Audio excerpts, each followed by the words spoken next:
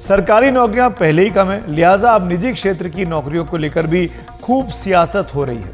मैं बात कर्नाटक की कर रहा हूं। कर्नाटक सरकार के ताजा आदेश को भी इसी लिहाज से देखा जा रहा है, लेकिन लगता है कि उद्योग जगत के दबाव के आगे आज कर्नाटक की कांग्रेस सरकार को, जिसको उसने घोषणा की, उसकी कैबिनेट ने कि हम रिजर्वेशन देंगे प्राइवेट सेक्टर में कन्नडिका लोगों को 100% सीओडी क्लास के सेक्टर में सीओडी क्लास के लिए, उस फैसले पर अभी कुछ देर पहले बड़ी खबर आई कि सरकार ने उसको फिलहाल के लिए स्थगित कर दिया है और पुनर्विचार करने का मन बनाया है, क्योंकि इंडस्ट्री बॉडी भी इसका विरोध कर रही है और राजनीतिक तौर पर भी माना जा रहा है कि कांग्रेस को इस फैसले का काफ़ी ज़्यादा नुकसान आने वाले वक्त में यूपी और बिहार में उठाना पड़ सकता है, जहां पर कांग्रेस अपनी ज़मीन तलाश रही है। दरअसल कर्नाटक की सिद्धारमैया सरकार ने राज्य कैबिनेट में एक विधेयक को मंजूर किया। ये विधेयक अगर कानून बनता तो कर्नाटक में निजी क्षेत्र की कंपनियों में मैनेजर स्तर के पदों पर कर्नाटक के स्थानीय लोगों के लिए 50% आरक्षण हो जाता और गैर प्रबंधकीय यानी नॉन मैनेजरियल पदों पर 75% आरक्षण हो जाता। स्थानीय कन्नडिका लोगों के लिए ये एक फायदेमंद स्कीम हो जाती, लेकिन कई निजी कंपनियों ने इस फैसले का विरोध शुरू कर दिया। कर्नाटक में बहुत सारी मल्टीनेशनल कंपनीज काम करती हैं, उनके हेडक्वार्टर्स हैं, उनके मैन्युफैक्चरिंग यूनिट्स हैं। उनका कहना है कि निजी क्षेत्र में ऐसे आरक्षण रोजगार देने का सही तरीका नहीं है। इस सब के बीच राज्य सरकार ने इस फैसले को फिलहाल स्थगित किया है, जैसा कि हमने आपको बताया। इस पर कैबिनेट की बैठक में फिर से विचार किया जाएगा, लेकिन स्थगित किए जाने से पहले आज दिन भर क्या कुछ हुआ बेंगलुरु में, आइए देखते हैं मेरे सहयोगी निहाल किदवई की ये रिपोर्ट। ये मसौदा प्रति है the Karnataka state employment of local candidates in the industries, factories and other establishments bill 2024 की। इस बिल में कर्नाटका के स्थानीय लोगों को निजी क्षेत्र की छोटी बड़ी कंपनियों में 50 से 70% आरक्षण देने की बात कही गई है। बिल पर अभी उद्योग और आईटी मंत्री से चर्चा होनी है। नियम बनाने से पहले विस्तृत चर्चा स्टॉक होल्डर से की जानी है, यानी निजी कंपनियों से। बेवजह घबराने की जरूरत नहीं है। And more importantly, a wider consultation with the industry, so there is no need to panic. Draft bill के मुताबिक कर्नाटका के निजी कारखानों और प्रतिष्ठानों में प्रबंधन की नौकरियों में 50% और गैर प्रबंधन वाली नौकरियों में 70% जगह स्थानीय लोगों को देनी होगी। उम्मीदवारों के पास कन्नड़ा भाषा के साथ माध्यमिक विद्यालय का प्रमाण पत्र अगर नहीं है तो उन्हें दक्षता परीक्षा पास करनी होगी। इसकी अनदेखी करने पर 10,000 से 25,000 रुपए तक का जुर्माना देना होगा। अगर योग्य उम्मीदवार न मिले तो कंपनियों को कुछ रियायतें मिल सकती हैं। बायोकॉन की संस्थापक किरण मजुमदार शाह का कहना है कि टेक हब होने की वजह से कुशल लोगों की ज़रूरत पड़ती है। इस नीति से स्थानीय लोगों को रोजगार देने के चक्कर में टेक्नोलॉजी के क्षेत्र में आगे की जगह हम खो देंगे। बीजेपी का कहना है कि कन्नडिगास को स्किल ट्रेनिंग देनी चाहिए और अच्छी शिक्षा भी, ताकि उन्हें कहीं भी नौकरी मिले। मोहनदास पाई आईटी सेक्टर का जाना माना चेहरा है। इन्फोसिस से उनको पहचान मिली, वो भी इस फैसले से खुश नहीं है। इससे बहुत नुकसान होगा कर्नाटका को, कन्नडिगास को, सब लोगों को लिए। इधर हमारा ब्रांड इमेज ही बहुत खराब हो गया है। पहले ही ब्रांड इमेज अच्छा नहीं था, अभी और भी खराब हो गया है। लोग जाएंगे तमिलनाडु, जाएंगे तेलंगाना, जाएंगे, क्यों आएंगे इधर? हमारा ईवी इंडस्ट्री चले गया तमिलनाडु को, क्योंकि इधर जमीन नहीं दिया। भ्रष्टाचार को लेकर बैकफुट पर खड़ी सिद्धरमैया सरकार ने ऐसा लगता है कि आनन फानन में स्थानीय लोगों के लिए रिजर्वेशन बिल का मसौदा तैयार करवाया है, क्योंकि उद्योग जगत को भी उन्होंने भरोसे में नहीं लिया है। यानी भ्रष्टाचार के मुद्दे से ध्यान बटाने के लिए सिद्धरमैया तमाम हथकंडे अपना रहे हैं। बेंगलुरु से निहाल किदवई, एनडीटीवी इंडिया। ये तो वही बात सुबह की, जब ये फैसला सरकार ने मन बना लिया था कि वो प्राइवेट सेक्टर में रिजर्वेशन लागू करेगी। दरअसल इस बिल का विरोध काफ़ी तेज आज दिन भर हुआ।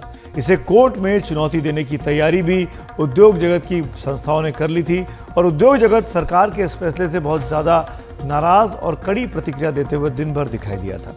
आईटी उद्योगों से जुड़े संगठन नेस्कॉम ने इस सिलसिले में एक बैठक बुलाने की मांग की थी। उसका कहना है कि ये बिल अगर कानून बना तो राज्य में उद्योग के विकास में बहुत बड़ी बाधा बनेगा। ये निजी क्षेत्र की नौकरियों को भी प्रभावित कर सकता है। इससे कर्नाटक की ग्लोबल ब्रांडिंग पर विपरीत असर पड़ेगा। उद्योग जगत ने कर्नाटक सरकार के इस बिल को वापस लेने का आग्रह किया, जिसका असर अब शाम होते होते दिखा है। बिल फिलहाल होल्ड पर चला गया है। ऐसा नहीं है कि कर्नाटक सरकार ही पहली बार इस तरह निजी क्षेत्र में आरक्षण की ऐसी कोशिश कर रही थी। इससे पहले भी पिछले ही साल हरियाणा सरकार की ऐसी एक कोशिश हाईकोर्ट से उस वक्त खारिज हो गई थी। उससे भी कई साल पहले आपको याद दिलाएं, झारखंड में राज्य के स्थानीय लोगों को राज्य की निजी नौकरियों में आरक्षण का फैसला भी सुप्रीम कोर्ट में खारिज हो चुका है और दोनों ही वक्त में बात संविधान की गई कि संविधान इस बात की इजाजत नहीं देता है। सुप्रीम कोर्ट और हाईकोर्ट के इन आदेशों की जानकारी भी कर्नाटक सरकार को होगी ही और शायद इसी वजह से उसने इस मामले पर पुनर्विचार का अभी फैसला किया है और अपने ही फैसले को होल्ड कर लिया है। ऐसे मामले पर संविधान के प्रावधान क्या कहते हैं, इस पर हमने संविधान के जानकार प्रोफेसर फैजान मुस्तफा से उनकी राय पूछी। आइए सुनते हैं उनका क्या कहना है। देखिए, मुझे अफसोस होता है ये कहते हुए कि हमारे राजनेता देश की जनता को बिल्कुल बेवकूफ समझते हैं। देश की अदालतों के फैसलों को और संविधान को पढ़ने तक की जहमत उठाने को तैयार नहीं। संविधान में साफ तौर से लिखा है, अनुच्छेद 16 में, कि किसी भी नागरिक के विरुद्ध रेजिडेंस के बेसिस पर कोई डिस्क्रिमिनेशन राज्य नहीं कर सकता और राज्य की परिभाषा जो अनुच्छेद 12 में है उसमें राज्य सरकार जाहिर है कि शामिल है। फिर उसका एक अपवाद बनाया गया कि अगर हमको किसी राज्य का डोमिसाइल जो है उसको कंडीशन बनाना है तो उसके लिए अनुच्छेद 16 सब क्लॉज 3 में कहा कि संसद उसका कानून बनाएगी। आपको जाकर अनुच्छेद 35 में भी कहा कि अगर ऐसा कोई कानून बनाना है तो उसका अधिकार राज्य की विधानसभाओं और सरकारों को नहीं होगा, वो अधिकार संसद को होगा। और आपको जान के ताज्जुब होगा कि 1957 में ऑलरेडी एक लॉ पास किया गया और उस लॉ के तहत public employment requirement residence act, जिसने जितने भी ऐसे कानून थे अलग अलग राज्यों में जिन्होंने उस राज्य में रहने वालों के लिए आरक्षण किया था, उस सब को रिपील कर दिया। अजीब बात यह है कि कर्नाटक के कानून का वो दल विरोध करेंगे जिनकी सरकारें अपने आप उन राज्यों में इसका प्रावधान करने का प्रयास कर चुकी हैं। मध्य प्रदेश की शिवराज चौहान सरकार ने 2020 में 100% रिजर्वेशन मध्य प्रदेश के रहने वालों के लिए करने का प्रावधान किया।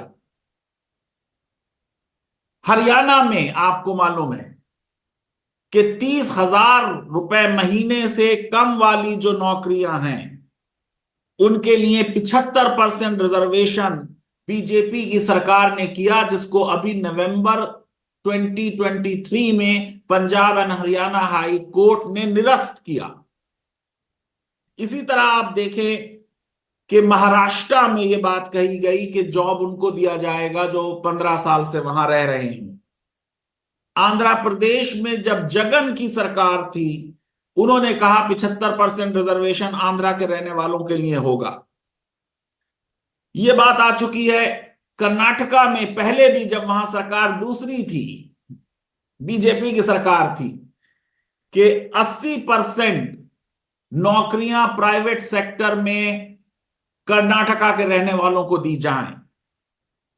दरअसल हमको यह समझना होगा कि डोमिसाइल रिजर्वेशन एडमिशन के लिए तो मुमकिन है, क्योंकि जो अनुच्छेद 15 है उसमें यह शब्द रेजिडेंस और डोमिसाइल नहीं आया है, लेकिन नौकरियों के लिए मुमकिन नहीं है। अगर हमारा नारा एक देश, तो आप देखिए अलग अलग राज्यों में अलग अलग तरह के आरक्षण जो हैं वो तो एक विधान के नारे के विरुद्ध है।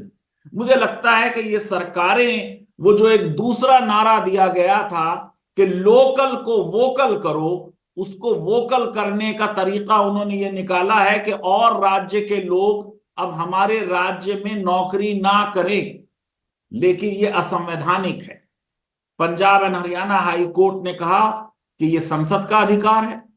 उन्होंने कहा कि ये समानता के अधिकार का उल्लंघन है, और उन्होंने कहा फ्रेटर्निटी जो हमारी प्रियम्बल और प्रस्तावना में लिखी हुई है कि देश के लोगों में आपस में भाईचारा बना रहे, ये उसका उल्लंघन करता है अगर हम ये कहते हैं कि दूसरी राज्यों के रहने वाले लोग यहां नौकरी नहीं कर सकते।